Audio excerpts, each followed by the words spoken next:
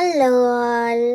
আজকে ভাবলাম আমি একটু কিচেনের র্যাকটা আর ঘরটা একটু ভালো করে ঝাঁটা দিই।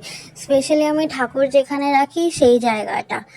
তো এবার অনেক কটা জিনিস ছিল, খুচকার জিনিস, সেগুলো বাস্কেটে ভরলাম। আর এই আমার ট্রেটা অনেকটা নোংরা, মানে ধুলো হয়ে গেছিলো, সেইটাকেও ভালো করে মুছে টুছে নিলাম। লাইফটাও এরকম না, যদি আমরা আমাদের মানে প্রবলেমস সেইগুলো যদি আমরা যখন হয় তখনই একটা সলিউশন না বের করি আর ধামাচাপা দিয়ে রাখি যে ঠিক আছে ওইটা পরে দেখা যাবে পরে দেখা যাবে, তাহলে একটা টাইম এমন হয় যে এতগুলো প্রবলেম আর এতটা প্রবলেম বেড়ে যায় যে সেটা লিটারালি সলভ করতে গিয়ে প্রচুর মানে প্রবলেম হয়, নাজিয়াল হয়ে যাওয়ার মতন। তো ঘর গোছানো, তারপরে এই ঝাড় দেওয়া, সেটাও ওরকম টাইপের। ডেইলি যদি একটু একটু করে আমরা করি তাহলে সেটা অনেক ইজিলি পরিষ্কার হয়ে যায়। আর যদি জমাতে থাকি তখন গিয়ে একটা টাইম হয় যে এক গাদা মানে এমন নোংরা হয়ে আছে ঘরটা যে সেটা পরিষ্কার করতে আমার কত টাইম লেগে যাবে।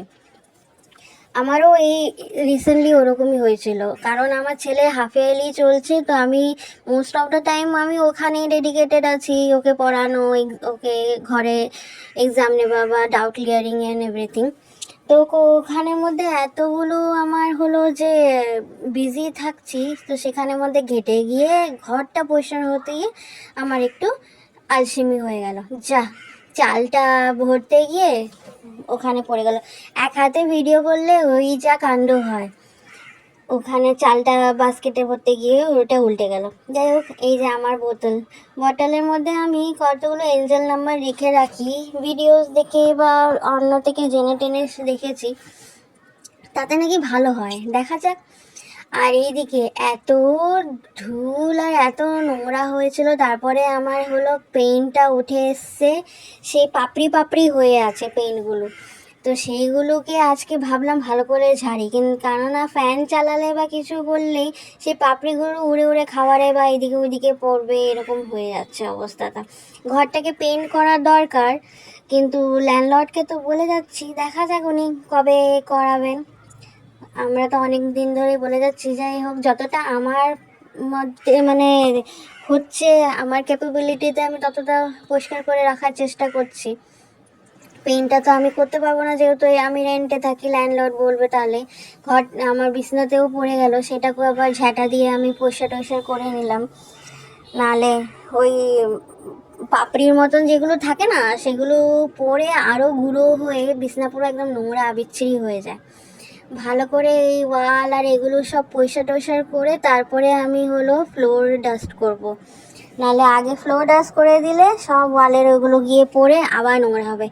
এই যে এই জায়গাটা আমার আলমারির উপরের জায়গাটা, এইটাতেও হলো পাপড়ি পাপড়ি পুরো ভরে একদম একাকার কাণ্ড। সেটাও হলো এক এক করে পুরো আগে পাপড়িগুলোকে পরিষ্কার করলাম, তারপরে হলো সেখানে। তার এই যে ফ্লোরে দেখো কত পড়ে আছে, আমার অবস্থা দেখো, ঘেমে স্নান করে শেষ হয়ে গেছে। সর্দি, ধুলোতে সর্দির মতন হয়ে গেল আমার, টপটপিয়ে ঘামের জল পড়ে যাচ্ছে, ক্লান্ত একদম পুরো। যাই হোক, কিন্তু মানে একটা না জব স্যাটিসফ্যাকশন যেটা বলে সেটা আসে যদি এগুলো করা হয়। এবার ঘর মুছবো আমি, বেঙ্গল নেপথালিন, বেঙ্গল, আরে ন্যাপথালিন না, ফিনাইল, বেঙ্গল ফিনাইল দিয়ে আমি ঘরটাকে মুছলাম। তারপরে করে টোরে সব পরিষ্কার করে স্নান টান করে ঠাকুর পুজো টুজো দিয়ে এবার ঠাকুরের আমি যেখানে আমি ঠাকুর রাখি, যেহেতু রেন্টেড এখানে খুব বড় ঠাকুরের সিংহাসন রাখার জায়গা নেই, তো যেখানে আমি ঠাকুর রাখি একটা মানে বাস্কেটের মতন আছে, সেখানের মধ্যে আমি আমার যাবতীয় যত ঠাকুর আছে সেখানে আমি রাখি, পয়সা টয়সা করে রাখলাম। এই যে বালগোপালের ফটোটা দেখছো, সেটা আমি লাস্ট জন্মাষ্টমীতে আমি ওইটা ড্র করেছিলাম। আর এই যে রাখিটা, এই রাখিগুলো আমি সব এবার রক্ষাবন্ধনে আমি বানিয়ে ঠাকুরদের পায়ের ওখানে দিয়েছিলাম। তো এটা আমি পুরো সব ঠাকুর, সাই বাবা, তারপরে বালগোপাল, কালী ঠাকুর, সবাইকে আমি ওখানে পরিষ্কার টরিষ্কার করে বাস্কেটে রেখে ঠাকুরের জায়গায় রাখলাম। আমি আবার কাকদেরকে খেতে দিই, তো ওই জন্য আমি দিয়েছিলাম জানলার ধারে, কিন্তু বৃষ্টি পড়ছে বলে এখনও কাক আসেনি, এসে যাবে, ওরাও জানে। সবাই ভালো থাকবেন, বাই।